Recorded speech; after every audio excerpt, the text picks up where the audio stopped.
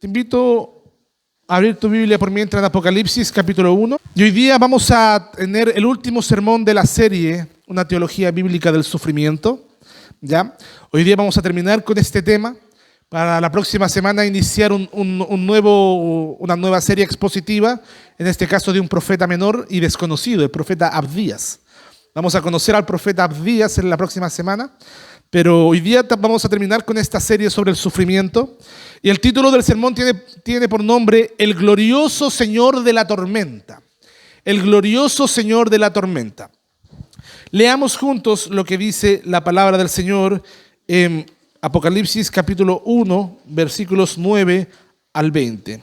Dice así, permítame un segundo, del 9 al 20. Dice: Yo, Juan, vuestro hermano y copartícipe vuestro en la tribulación, en el reino y en la paciencia de Jesucristo, estaba en la isla llamada Patmos por causa de la palabra de Dios y el testimonio de Jesucristo. Yo estaba en el Espíritu en el día del Señor y oí detrás de mí una gran voz como trompeta que decía: Yo soy el Alfa y la Omega, el primero y el último. Escribe en un libro lo que ves y envíalo a las 7 iglesias que están en Asia: a Éfeso, a Esmirna, Pérgamo, Tiatira, Sardis, Filadelfia y Laodicea. Y me volví para ver la voz que hablaba conmigo, y vuelto vi 7 candeleros de oro. Y en medio de los 7 candeleros a uno semejante al Hijo del Hombre, vestido de una ropa que llegaba hasta los pies y ceñido en el pecho con un cinto de oro. Su cabeza y sus cabellos eran blancos como blanca lana, como nieve, sus ojos como llamas de fuego, y sus pies semejantes al bronce bruñido y refulgente como en un horno, y su voz como estruendo de muchas aguas. Tenía en su diestra 7 estrellas. De su boca salía una espada aguda de 2 filos, y su rostro era como el sol cuando resplandece en su fuerza. Cuando le vi, caí como muerto a sus pies, y él puso su diestra sobre mí, diciéndome: No temas, yo soy el primero y el último, y el que vivo y estuve muerto, mas he aquí que vivo por los siglos de los siglos. Amén. Y tengo las llaves de la muerte y del Hades. Escribe las cosas que has visto y las que son, y las que han de ser después de estas. El misterio de las 7 estrellas que has visto es mi diestra, en mi diestra, y de los 7 candeleros de oro. Las 7 estrellas son los ángeles de las 7 iglesias, y los 7 candeleros que has visto son las 7 iglesias. Amén y amén. Usted me dirá: pastor, ¿qué tiene que ver esto con la teología del sufrimiento? Bueno, hasta ahora hemos navegado, hermanos amados, por aguas, por así decirlo, ¿verdad? Metafóricamente, turbulentas. Y esta serie comenzó recordándonos una verdad que es importante profundizarla cada vez que podamos, y que también es contracultural. ¿Qué cosa? Que al cristiano no le debe extrañar el sufrimiento, que el cristiano también está en este mundo caído a merced del sufrimiento. Y el camino angosto, ¿verdad?, no está exento de tempestades, como lo vimos desde el principio. Descubrimos también que Jesús y la tormenta no son excluyentes. En otras palabras, el hecho de que Cristo esté en la barca, ¿verdad?, no garantiza un viaje tranquilo, pero sí asegura una llegada con propósito. Jesús no evitó la tormenta, Él entró en ella con sus discípulos. Eso lo vimos en la barca, ¿verdad?, en la historia narrada en el Evangelio de Marcos. Más adelante también contemplamos a nuestro Salvador como un verdadero hombre. Cristo, el Dios eterno, creador de todas las cosas, también era verdadero hombre, que fue tentado en todo como nosotros, pero sin pecado, capaz de compadecerse de nuestras debilidades, ¿verdad? Lo cual nos ayuda a comprender que tenemos, ¿verdad?, un Cristo que nos ama, que nos cuida, que nos entiende cuando nosotros sufrimos, ¿verdad? Y no un Dios alejado de nosotros. Eso nos ayudó a ver que en medio del dolor no tenemos un Dios lejano, sino un Cristo que sufrió con y por nosotros, de modo que a Él no le extraña nuestro sufrimiento. Luego fuimos confrontados con un enemigo silencioso pero destructivo la semana pasada: la autocompasión, ¿verdad?, que es un veneno que deforma el sufrimiento y nos hace creer que somos víctimas sin esperanza. Y vimos que, como el profeta Elías, podemos mirar hacia adentro hasta quebrarnos, pero que solamente al levantar los ojos y al volver a servir encontramos verdadera restauración. Finalmente nos preparamos para este momento que es el cierre de la serie, no porque ya no haya más sufrimiento, no porque no vayamos a sufrir de aquí en adelante, sino porque hay una verdad que corona todas las demás. ¿Qué cosa? La última palabra no la tiene la tormenta, sino que la tiene Cristo. Y Él ha hablado diciendo finalmente, no temas. Y hoy te invito a que miremos a ese Cristo glorioso que nos dice en esta mañana, no temas. El apóstol Juan, en el versículo 9 nos dice, yo Juan, vuestro hermano y copartícipe en la tribulación, en el reino y la paciencia de Jesucristo, estaba en la isla de Patmos por causa de la palabra de Dios y el testimonio de Jesucristo. Este primer punto se llama llevados al sufrimiento para ver su gloria. Cuando abrimos el libro de Apocalipsis, lo primero que encontramos no es un trono glorioso, tampoco es una visión celestial, ni un juicio espectacular de Dios, porque siempre nos llama la atención lo más espectacular que hay en el libro de Apocalipsis. Pero lo primero que encontramos es a un hombre que está solo, que está exiliado, ¿verdad?, de edad avanzada en una isla desierta por causa de la fidelidad a Cristo. Hermanos amados, Juan, el apóstol amado, el discípulo del corazón también se le llama, no está escribiendo desde un palacio, tampoco está escribiendo desde el púlpito de una iglesia floreciente, ¿verdad? Está escribiendo desde el sufrimiento, desde el destierro, desde la isla de Patmos. El apóstol Juan, por causa de la persecución que había en los tiempos muy probablemente del emperador Nerón, fue perseguido, fue tomado detenido, fue tomado preso y fue desterrado a una isla desierta, ¿verdad?, en el archipiélago del Mediterráneo, ahí en Grecia, la isla de Patmos. Y desde allí él escribe, en la soledad de un destierro, él escribe el libro de Apocalipsis. Ahí él recibe esta información tan gloriosa.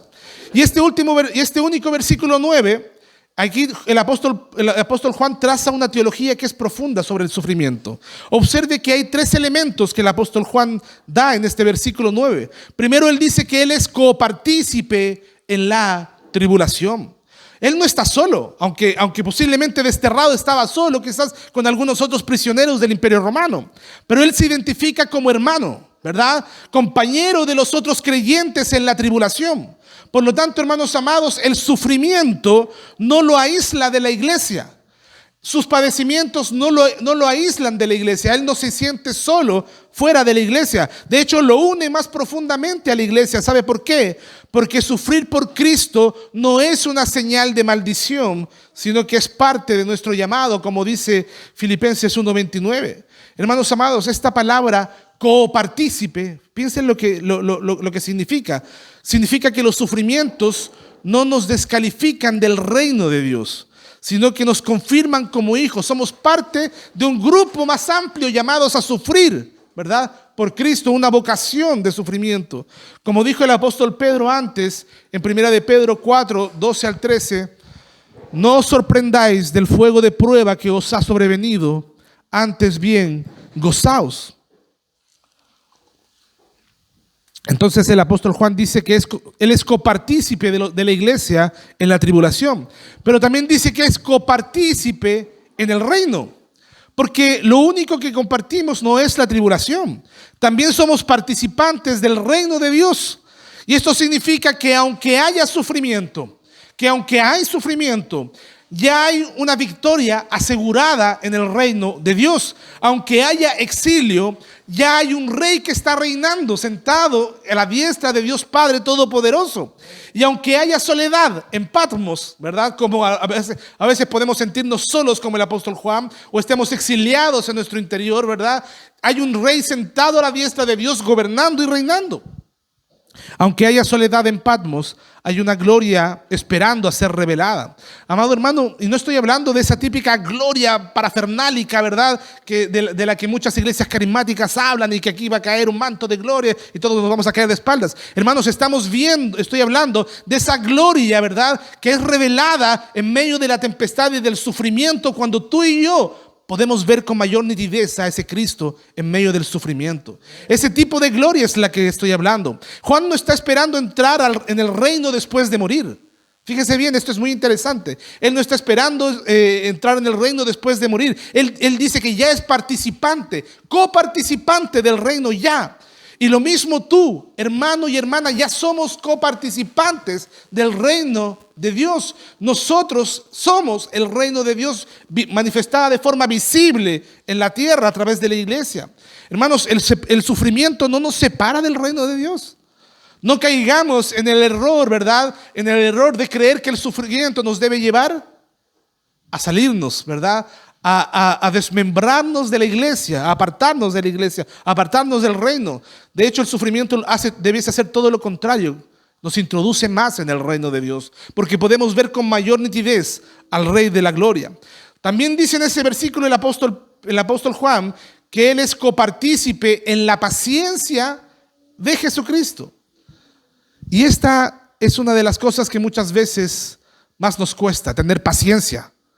Tener paciencia con nuestros hijos, tener paciencia con nuestros padres, tener paciencia con los problemas en general que vienen en la vida, ¿verdad? Y nos chocan, ¿verdad?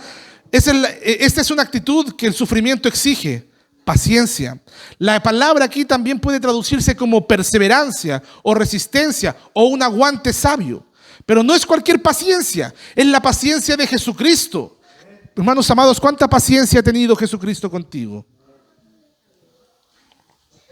Esa paciencia es también la que nosotros debemos tener en medio del sufrimiento, en medio de la lucha, en medio de la tempestad, en medio inclusive de los ataques de otras personas. Es la paciencia que Cristo modeló y que ahora produce en sus hijos, una paciencia que no se desespera, una paciencia que no se rinde, una paciencia que no tira la toalla, como se dice coloquialmente, ¿verdad? Es una paciencia que mira más allá del exilio, que mira más allá de la tormenta, más allá de Patmos. ¿Cuántas veces has dicho hasta aquí nomás llego? ¿Cuántas veces hemos pensado hasta aquí nomás llego, verdad? Hasta aquí nomás llegó mi pastorado porque ya estoy cansado. Hasta aquí nomás llegó mi vida cristiana porque esto es demasiado difícil para mí. Hasta aquí nomás llegó esto, ¿verdad? ¿Cuántas veces hemos pensado, o se nos ha pasado por la mente cosas como esa, hermano amado? Pero la verdad es que en medio del sufrimiento somos llamados a ser copartícipes de la paciencia de Jesucristo para aguantar, hermanos amados, con firmeza, con hidalguía el sufrimiento, sabiendo que hay un reino, ¿verdad? Que Cristo está sentado como Rey soberano. Amado hermano, Juan nos recuerda algo que hemos venido repitiendo en esta serie. La presencia del sufrimiento no es evidencia de la ausencia de Dios. Juan está desterrado en la isla de Patmos. Juan está lejos de sus amigos, ¿verdad? De sus parientes, lejos inclusive de sus hermanos en la fe. Él está lejos de los suyos, sí, ¿verdad? Él está desterrado en una isla, lejos, sí. Ha sido rechazado por el mundo también, pero está exactamente donde debe estar, cumpliendo el propósito de Dios, porque es allí donde el Cristo glorioso está por manifestarse. Lo que nos lleva, hermanos amados, a un segundo punto. Cristo muestra su gloria en la tormenta. Cristo muestra su gloria en el sufrimiento. El versículos 10 al 16, de manera sintetizada, dice: estaba yo en el Espíritu en el día del Señor, y oí detrás de mí una gran voz como de trompeta. Me volví para ver la voz que hablaba conmigo, y vuelto vi 7 candeleros, y en medio de los candeleros a uno semejante al Hijo del Hombre. Y aquí quiero detenerme aquí, hermanos amados. Después de describir el apóstol Juan que estaba desterrado en una isla, solo, sufriendo, Juan describe el lugar de la revelación gloriosa. Es allí donde se le entrega la revelación del Apocalipsis. Y este contraste es crucial. ¿Sabe por qué? Porque la isla de Patmos no es el final de algo. De hecho, fue el escenario de algo, ¿ya? De hecho, sin la isla de Patmos es probable que no hubiésemos tenido la revelación del libro de Apocalipsis mostrándonos a un Cristo glorioso. Juan, en medio del sufrimiento, lo puede ver. ¿Qué es lo que ve?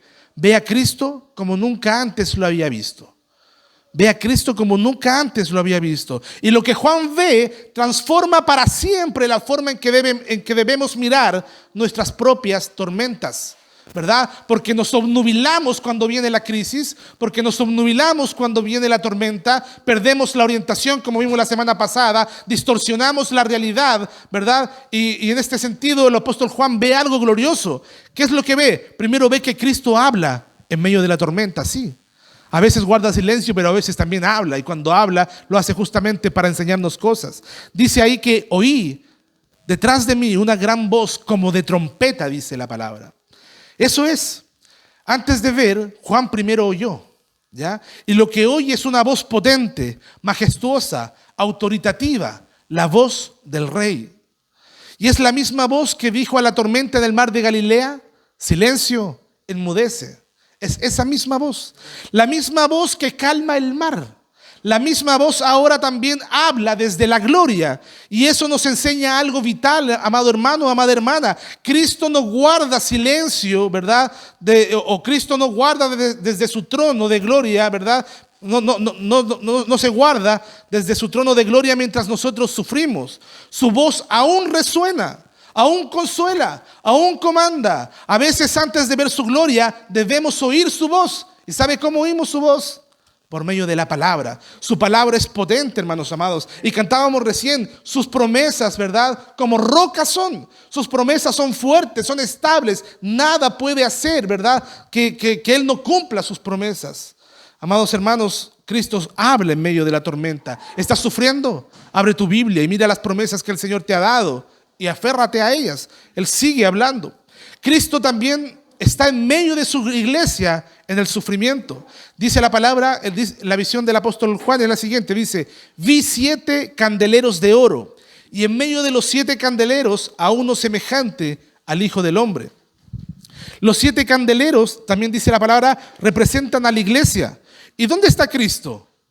¿Dónde está Cristo? ¿Lejano a esos candeleros? No, en medio de los candeleros. O sea, Cristo está en medio de la iglesia. Por eso Él dice, ¿verdad? Donde hayan 2 o 3 congregados en mi nombre, yo estoy en medio de ellos. Él también dice la palabra que Él habita en medio de la alabanza de su pueblo. O sea, lo que nos debe llevar en esta hora a tener suma reverencia es saber que Cristo está en medio de nosotros en esta hora. Que Él está aquí, escuchando todo lo que recibiendo nuestra adoración, escuchando todo lo que decimos, y afirmando nuestros corazones. Hermanos, esto es asombroso, porque Juan está lejos de las iglesias, está en una isla desierta, ¿verdad? Pero Cristo no está lejos de la iglesia, ¿verdad?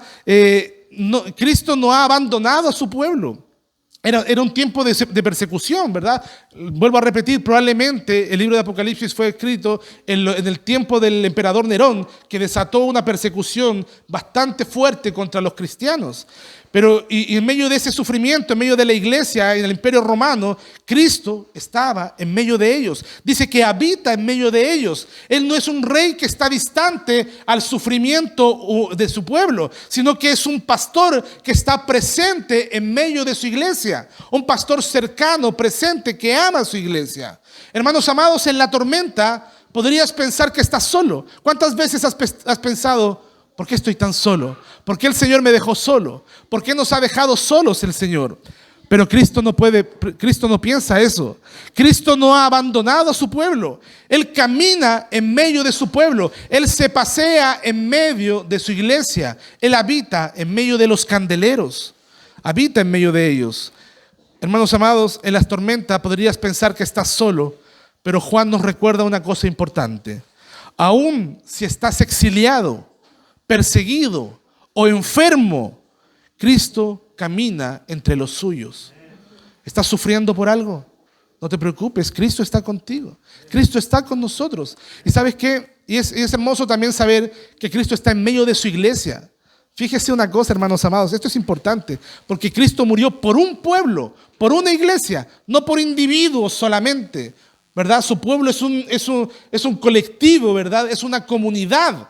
Por lo tanto, cuando tú estás en medio de la iglesia, cuando tú estás aferrado a la iglesia, también estás con Cristo, ¿verdad? Cristo está en medio de su iglesia. En la tormenta no estamos solos, porque Cristo está con nosotros. Lo otro que vemos, hermanos amados, es que Cristo entre el versículo 13 al versículo 16 se revela como un Dios glorioso, no disminuido, ¿verdad? Fíjese que la visión describe majestuosas cosas acerca de Jesús en las Escrituras. Dice primero que Él está vestido de una ropa que le llegaban hasta los pies. Lo que nos habla en el Antiguo Testamento, los sumos sacerdotes vestían con túnicas hasta los pies. Lo que nos habla de que tenemos un sumo sacerdote eterno, ¿verdad? Eterno, que intercede por nosotros. Cristo intercede por nosotros, amados hermanos. También dice la descripción que Cristo estaba ceñido con un cinto de oro. Lo que nos habla de grandeza, de realeza. Él es un rey digno, ¿verdad? Cristo es sumo sacerdote y también es rey.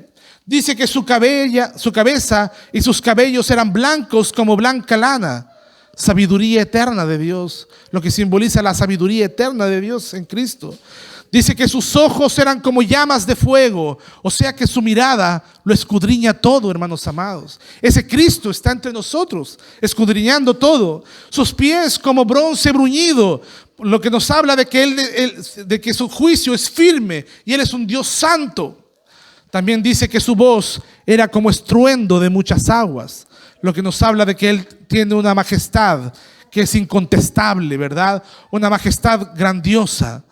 Dice que en su mano tenía en su diestra siete estrellas, lo que nos habla de su soberanía total. Él es un Dios soberano, un Dios majestuoso, un Dios santo, ¿verdad? Un Dios que escudriña todas las cosas y que de su boca salía una espada aguda, porque su palabra es poderosa. Por último, también dice el apóstol Juan que lo que vio era que su rostro era como el sol cuando resplandece con fuerza, lo que nos habla de la gloria de Dios revelada en Cristo. Hermanos, este no es el Jesús. El Jesús que está viendo el apóstol Juan no es el Jesús que está montado humildemente en un pollino. Tampoco es el Jesús ensangrentado en la cruz. Ya no es el Cristo sufriente. Él es el Cristo de la gloria. El Cristo del cual el salmista dice: alzado puertas vuestras cabezas y entrará el Rey de gloria. ¿Quién es ese Rey de gloria? Este que se está revelando aquí. Hermanos amados, este es el Dios de la gloria, el cual tiene un cinto de oro, el cual tiene ojos como llamas de fuego y sus pies como bronce bruñido, que su voz es como estruendo de muchas aguas. ¿Alguna vez ha ido a algún roquerío, verdad, en el mar donde rompen las olas? Y he escuchado lo estruendoso que suena el mar cuando rompe contra las olas con la marea alta. Hermanos amados, el apóstol Juan dice que la voz de Cristo es una voz poderosa, ¿verdad? Es una voz, hermanos amados, que como estruendo de muchas aguas, que tiene en su poder la soberanía, que de su boca sale una palabra como una espada aguda y que su rostro resplandece como el sol. Hermano, el Cristo sufriente ya cumplió su cometido. Hoy día el Cristo que un día sufrió, reina con gloria, reina con poder, reina con total y absoluta soberanía. Y ese es el Cristo que está en medio de nuestro sufrimiento. Lo más impresionante, hermanos, es que cuando se revela así el Señor Jesús. Él no se reveló así en Jerusalén, tampoco en el templo donde estaban los fariseos, los judíos, ¿verdad? Los más devotos. Tampoco se reveló así en el monte de la transfiguración. ¿Sabe cuándo se revela ahí así? Se reveló en medio de la isla de Patmos, en medio de la isla del sufrimiento, en medio de la soledad, lo que nos habla de que Cristo se revela más nítidamente en medio del sufrimiento. Por último, un tercer punto: el glorioso Señor está en medio de su iglesia sufriente. Dice el versículo 12 y 13: y me volví para ver la voz que hablaba conmigo, y vuelto vi 7 candeleros de oro, y en medio de los 7 candeleros a uno semejante al Hijo del Hombre. Esto es profundamente consolador, hermanos, porque Jesús no aparece desde el cielo hablando a la distancia. Tampoco está fuera de la iglesia. Tampoco está observando de lejos, sino que Él está en medio de la iglesia. Eso es lo que dice: en medio de los 7 candeleros a uno semejante al Hijo del Hombre. ¿Qué significa que está en medio el Señor Jesús? Hermanos, Cristo quiere decir que Cristo no está por encima ni alrededor, sino que está en medio. Como en el horno de fuego con los 3 jóvenes en Daniel capítulo 3, ¿verdad? Como en la barca en medio de la tormenta en Marcos capítulo 4. Así también ahora Él está en medio de su iglesia atribulada, ¿verdad? En medio de su iglesia sufriente. Hermanos amados, nosotros somos la iglesia militante, la iglesia que está en este mundo todavía batallando día a día contra nuestra propia carnalidad, batallando día a día contra este mundo, batallando día a día contra Satanás y las tinieblas. Y en medio de esa batalla, en medio de ese rigor, en medio de ese sufrimiento, dice la palabra que Cristo está en medio de su iglesia. De modo que los creyentes no sufrimos solos.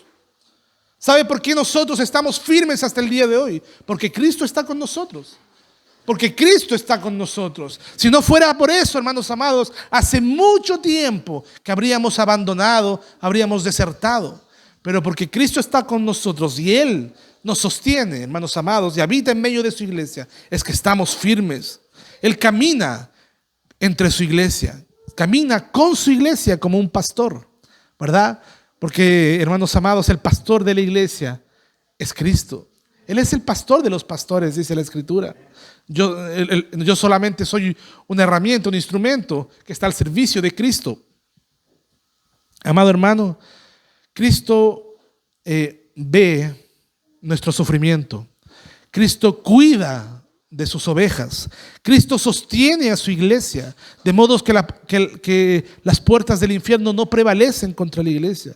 La iglesia puede parecer débil. La iglesia de repente pasa por muchas etapas, hermanos amados.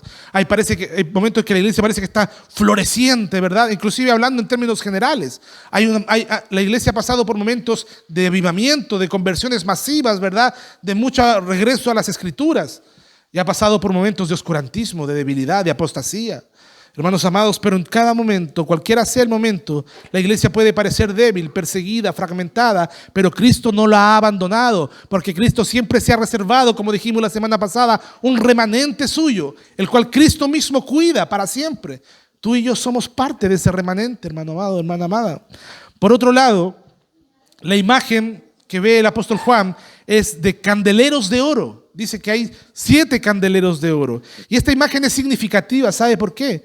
Porque la iglesia es representada como oro. Y el oro es el metal más precioso.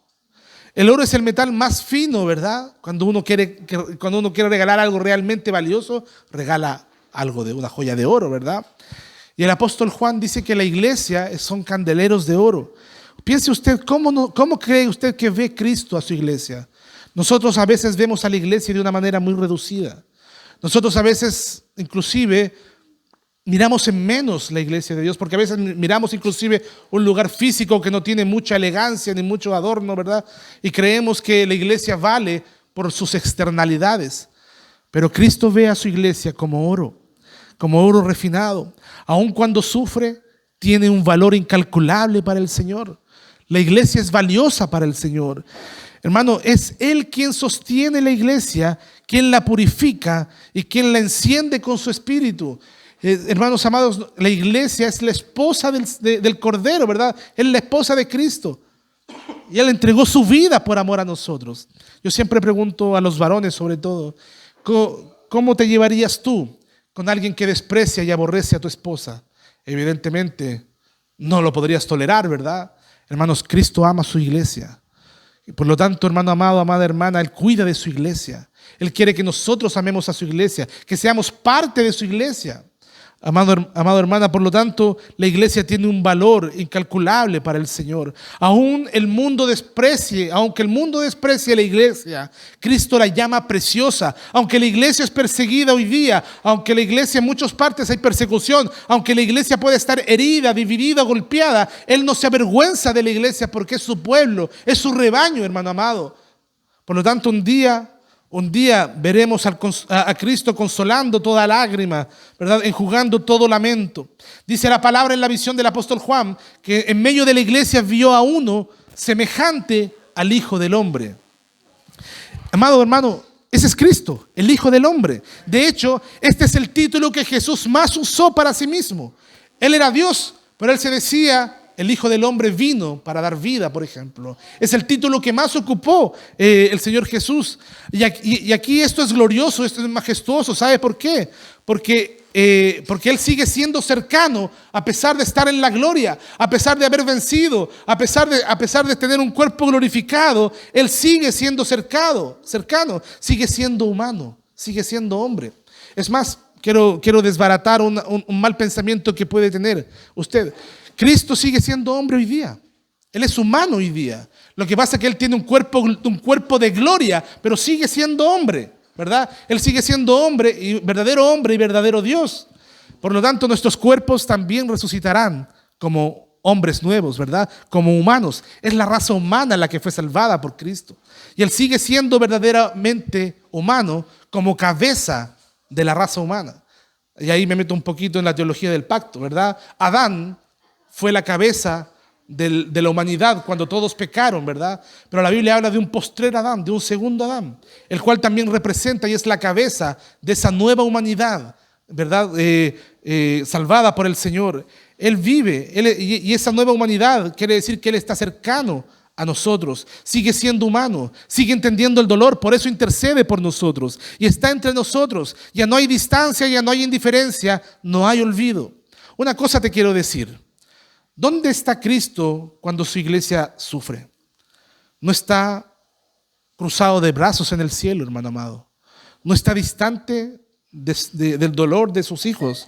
Él está hablando a su pueblo. Él está caminando en medio de su pueblo. Está consolando a sus santos. Está fortaleciendo a sus pastores. Está animando a sus siervos. Está levantando a sus hijos. Vuelvo a decir nuevamente, la única razón por la que hoy día tú y yo seguimos firmes en la fe es porque Cristo intercede por nosotros, es porque Cristo nos fortalece, es porque Cristo nos sostiene en medio de las debilidades. Como conclusión, no temas. Fíjese lo que dice el versículo 17 y 18 de Apocalipsis. Cuando le vi, dice, caí como muerto a sus pies, y Él puso su diestra sobre mí diciéndome: no temas. Yo soy el primero y el último, y el que vivo y estuve muerto. Mas he aquí que vivo por los siglos de los siglos. Amén. Y tengo las llaves de la muerte y del Hades. Déjelo hasta ahí. Hermano, ¿puede entender un poco lo que significa que alguien tenga el poder sobre la muerte? ¿Puede entender que alguien tenga el poder sobre la muerte? El nivel de poder que alguien tiene que tener para resucitar a alguien. Hermanos, Juan, el apóstol anciano, exiliado en Patmos, despojado de todo consuelo humano, recibe la mayor revelación de toda su vida. Y cae, dice la palabra, cayó como muerto, ¿verdad? Cayó como muerto. La visión del Cristo glorificado lo abrumó, ¿verdad? Pero en ese momento, la mano del Señor se posa sobre él y su voz, que antes tronaba como muchas aguas estruendosas, ahora susurra palabras inmortales. No temas.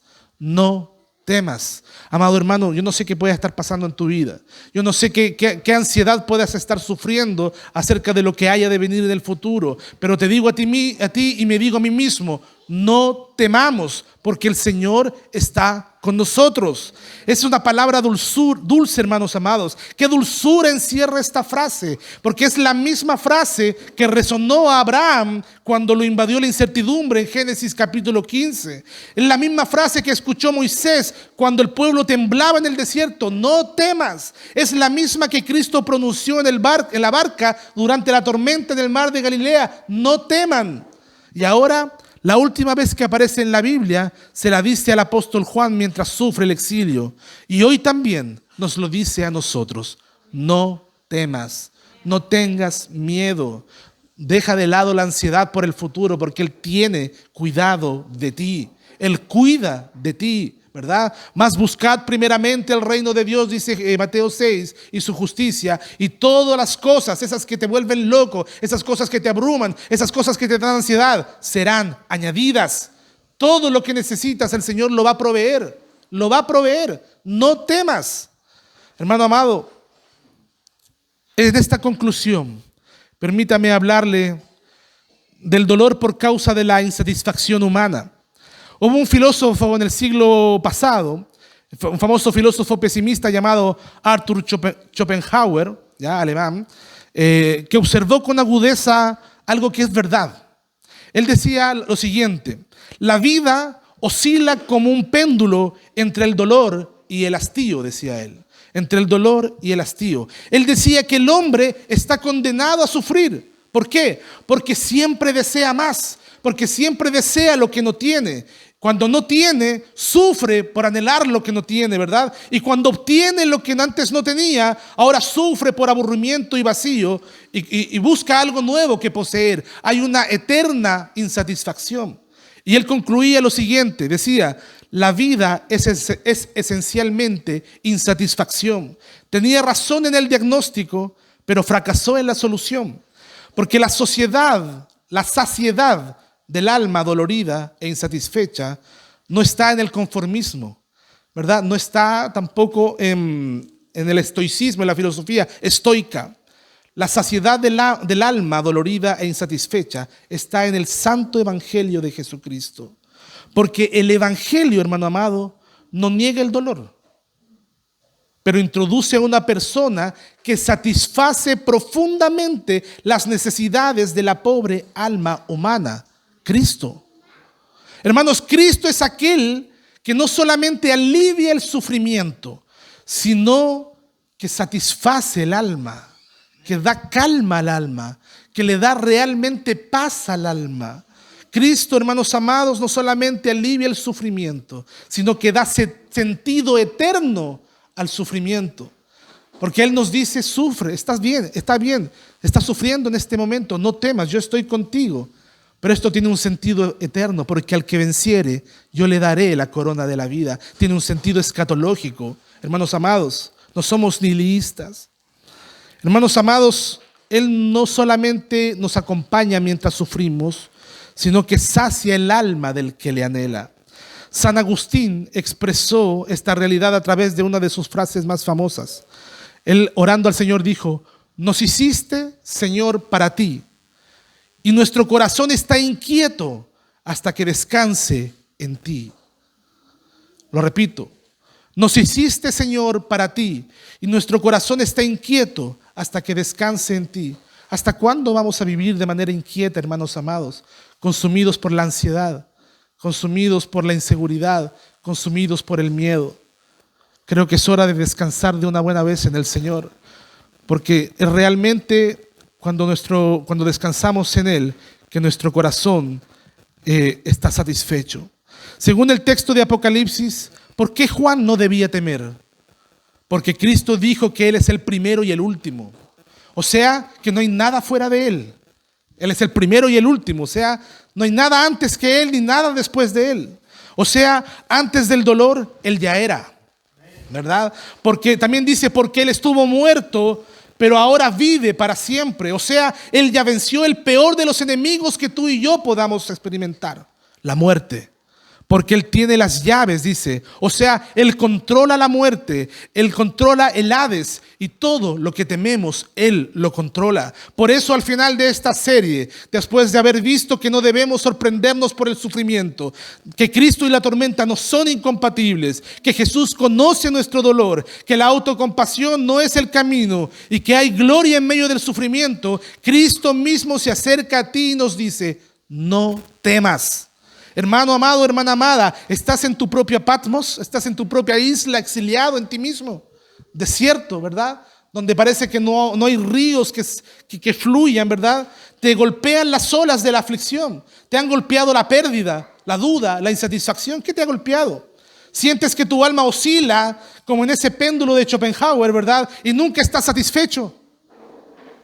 Hoy escucha al Cristo glorificado que se revela ahí en Apocalipsis, que camina en medio de su iglesia, que toca a sus siervos y que habla con poder diciendo: no temas. De una buena vez, no temas. Yo fui traspasado por tu culpa. Yo bebí la copa amarga que tú debías tomar. Yo vencí la muerte. Yo estoy contigo todos los días hasta el fin del mundo. Yo soy suficiente, dice Cristo. Una de las 5 solas que nosotros proclamamos con mucho fervor es: solo Cristo. Solo Cristo es suficiente para la insatisfacción humana. Solo Cristo es suficiente, amado hermano, amada hermana, para la salvación del hombre. Solo Cristo es suficiente para la vida eterna. Y el que en mí cree, dice el Señor Jesús, aunque esté muerto, vivirá. Yo soy la resurrección y la vida. Amado hermano, Él es el Ser Supremo y Todopoderoso. Nos amó. Cristo nos amó.